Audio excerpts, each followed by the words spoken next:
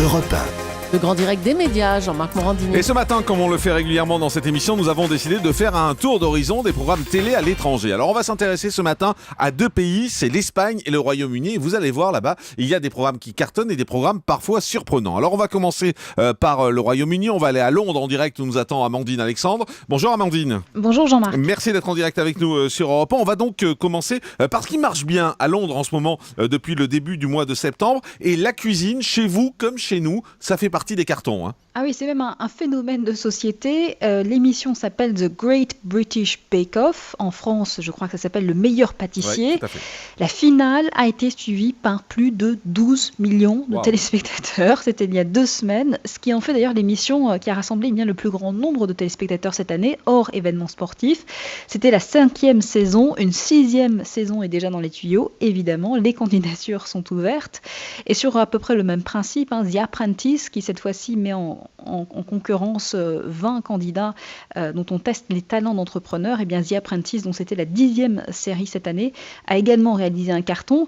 Alors peut-être plus intéressant, je dirais, parce que je pense que ça n'existe pas encore en France, il y a une série documentaire tournée dans un établissement scolaire qui s'appelle Educating, et cette saison, donc, les caméras de Channel 4 étaient installées dans un établissement de l'Est de Londres, donc ça s'appelait Educating the East End.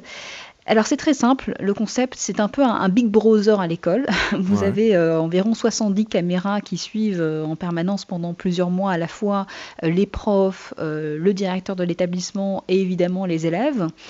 Et donc tout ça ensuite est édité et monté, et ça vous donne une série documentaire qui passionne là aussi les Britanniques, parce que finalement ça donne une image assez différente de l'image qu'on a l'habitude d'avoir, à la fois que ce soit des profs ou des élèves ici en Grande-Bretagne. La profession de prof est souvent très critiquée, et les adolescents ont mauvaise presse ici outre-Manche, et donc cette série, eh bien, ça permet finalement de combattre un certain nombre d'idées reçues, de voir que les profs font vraiment le maximum pour leurs élèves, pour essayer de leur donner envie d'aller plus loin dans leurs études. Mais est-ce que c'est édulcoré justement pour être positif, ou c'est vraiment la réalité qui est montrée ? C'est plutôt édulcoré, on va dire. Mais voilà, ce sont des tranches de vie. Les profs étaient assez, ne savaient pas très bien quelle était l'image finalement qui allait ressortir de ce documentaire, et on se rend compte que finalement les téléspectateurs sont plutôt admiratifs de leur travail.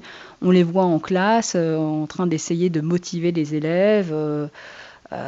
Donc c'est plutôt positif pour eux, oui, en tout cas. Oui, non, c'est plutôt positif pour eux. Alors il y a un autre programme dont on parle beaucoup en Grande-Bretagne, c'est Trust Me, I'm a Doctor. Croyez-moi, je suis un docteur. C'est le 3e volet d'une série qui est diffusée sur la BBC. C'est de la médecine purement ?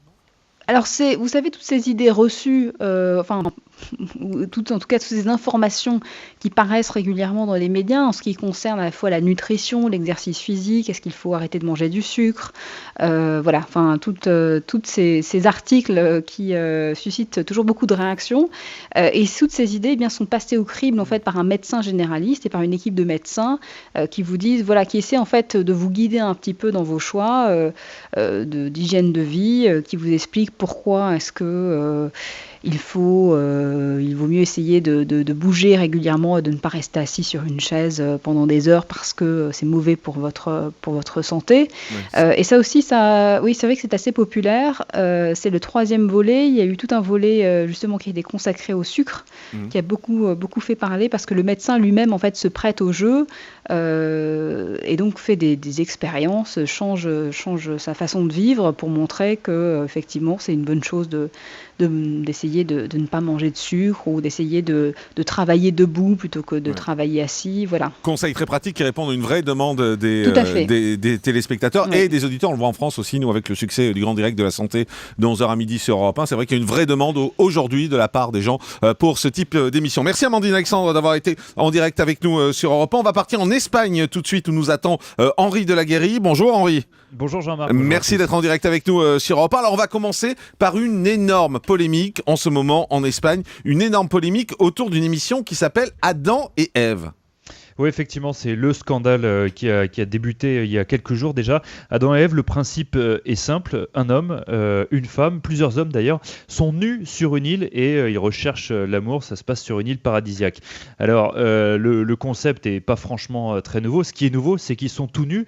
Et figurez-vous que sur cette télé-réalité, eh bien, on voit tout, presque tout. En tout cas, les images ne sont pas floutées. On voit le sexe des candidats. Simplement, ce sont les scènes de sexe qui sont clairement coupées. Sauf que c'est diffusé en prime time. Le prime time en Espagne, c'est un peu plus tard qu'en France. Ça commence dès 22h. Et forcément, ça crée une énorme polémique en Espagne. En Espagne, il faut savoir qu'il n'y a pas de CSA qui réglemente un petit peu ce qu'on peut diffuser ou non. Il y a simplement la loi. Et a priori, cette émission n'est pas hors la loi. En tout cas, elle fait scandale, mais elle rencontre un énorme succès d'audience et surtout sur les réseaux sociaux. Mardi dernier, lors de la diffusion du 2e épisode, c'était le 3e sujet le plus commenté sur Twitter dans le monde entier. Effectivement, et c'est une émission qui va arriver en France en plus, qui devrait arriver en 2015 en France. Les tournages ont lieu en ce moment. Elle serait diffusée peut-être par des 17, mais plus vraisemblablement par des 8 s'ils arrivent à avoir l'autorisation de le diffuser en prime sans être flouté. Et je pense qu'en France aussi, ça fera une grosse polémique. Si vous voulez voir les images, je viens de vous les mettre sur jean-marc-morandini.com, les images de l'émission et de la version qui est diffusée en Espagne. Et puis, en Espagne également, il y a des émissions qui tentent de rabibocher les couples. Oui, effectivement. Alors, c'est l'adaptation d'une télé-réalité israélienne qui s'appelait en Israël The Extra Mile. En Espagne, on l'a intitulé Ex, que feriez-vous pour vos enfants ? Le principe, c'est assez simple. On a 10 couples qui sont divorcés, qui ont entre 30 et 50 ans, et qui vivent dans un espèce d'hôtel, une grande maison aux îles Canaries, et qui doivent réaliser tout un tas d'épreuves, de défis, qui les obligent finalement à s'entraider. Le but du jeu, c'est gagner 100 000 euros qui seront versés sur un compte bloqué et qui iront aux enfants de ces couples divorcés une fois que ces enfants auront obtenu leur majorité. Il y a 10 couples au départ, il n'y a qu'un seul couple qui gagne à la fin. L'objectif, c'est vraiment faire en sorte que ces couples fassent quelque chose en commun pour leur enfant. Il y a des couples qui se sont effectivement rabibochés, qui se sont remis ensemble à l'issue de ce programme. Et d'autres, ça n'a pas forcément marché. En tout cas, ce concept d'émission pourrait également arriver en France parce que le concept a été acheté par Endemol qui prépare l'adaptation. On ne sait pas encore pour quelle chaîne ce sera préparé. L'adaptation d'une télé-réalité israélienne. Et puis on a beaucoup parlé depuis le début de la semaine de ces politiques en France qui vont se déguiser pour participer à une émission. Alors chez vous en Espagne, les politiques ne se déguisent pas, mais ils participent à ce type d'émission où ils vont à la rencontre de vrais gens. Oui, effectivement, c'est notamment le journaliste star en Espagne, Jordi Évole, qui était un ancien humoriste, qui est devenu journaliste. Et tous les dimanches soirs, son émission cartonne, une émission un peu de politique et en même temps plutôt bien faite, assez sympa. Et là, il a emmené un politique catalan, un indépendantiste catalan. Il l'a emmené passer 2 jours dans un village au fin fond de l'Espagne, en Andalousie, chez des gens qui, disons-le clairement, détestent les indépendantistes.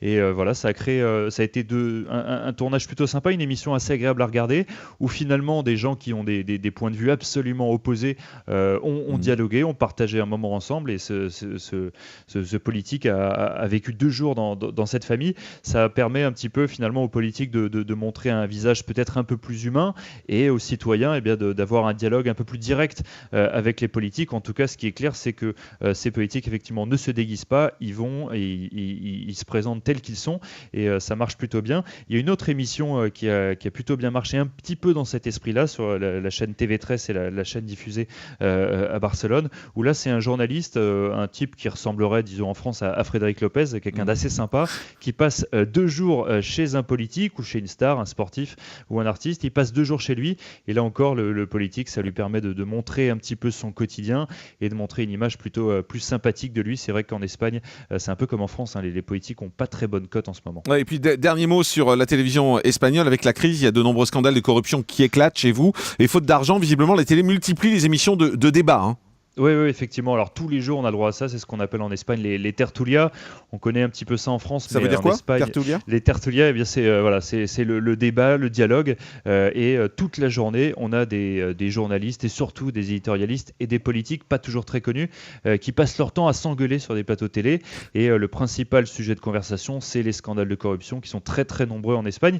Ce qui se passe, c'est que ça permet aussi à beaucoup de politiques pas très connus d'acquérir une énorme notoriété. Et notamment en Espagne, certains reprochent un petit peu à certaines chaînes de télévision de faire le jeu de certains partis, notamment un parti qui émerge, le parti Podemos, qui est un peu le parti des indignés, qui ressemblerait à Besançon et Mélenchon, qui est devenu la deuxième force politique en Espagne dans les sondages et qui est présent quotidiennement presque dans ce genre de débat télévisé. Et on explique son succès par cette très forte exposition médiatique. Merci beaucoup Henri Delaguérie pour toutes ces précisions, correspondant d'Europe 1 en Espagne. Merci également à Amandine Alexandre, correspondante d'Europe 1 au Royaume-Uni. On ira dans les prochains jours dans d'autres pays européens, on ira également en Asie, on ira également aux États-Unis pour continuer à vous faire découvrir ces télés du monde entier et que vous compreniez ce qui marche à l'étranger avec certains de ces programmes. Vous l'avez entendu, que ce soit avec l'Espagne, Adam et Ève, ou encore cette télévision sur les couples, il y a des programmes qui vont arriver en France et qui sont testés actuellement là-bas.